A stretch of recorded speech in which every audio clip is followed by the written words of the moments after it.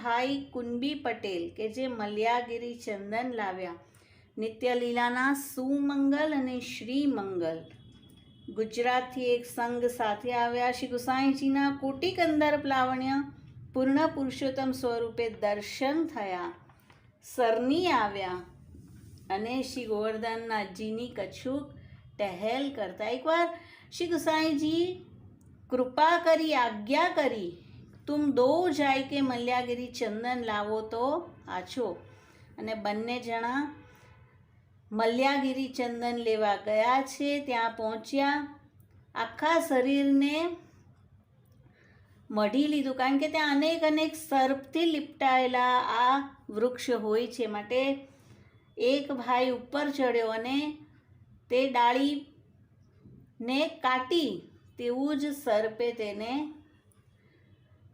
દંશ માર્યો અને તરત જ તે ત્યાં રહી ગયો. બીજા ભાઈએ ડાળ ખેંચીને મલ્યાગીરી લઈને આવ્યો અને શ્રી ગુસાઈજી પ્રસન્ન થઈ આજ્ઞા કરી કે તું માંગ. તેણે કહ્યું, મહારાજ, શ્રીનાથજીના શ્રીઅંગમાં ચંદન સમર્પું. અને આપે આજ્ઞા આપી. તેણે ચંદન સિદ્ધ કરી શ્રીનાથજીને સમર્પ્યું. ત્યાં જુએ છે તો બીજો ભાઈ પંખા કરી રહ્યો છે અને તે જોઈને તે બહુ જ પ્રસન્ન થયો. ગુરુની આજ્ઞા પર વિશ્વાસ રાખી કાર્ય કરે તો નિશ્ચય સિદ્ધ થાય, અને સેવા અર્થ દેહ પડી જાય તો શ્રીનાથજી તેને ક્યારેય છોડતા નથી.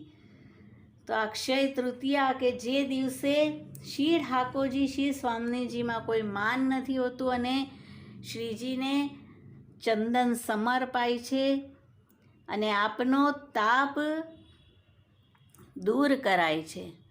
શ્રી વલ્લભાધીશ કી જય, શ્રી ગોવર્ધનનાથજી પ્યારે કી જય. અક્ષય તૃતીયાની સર્વે પુષ્ટિ સૃષ્ટિને બધાઈ હો.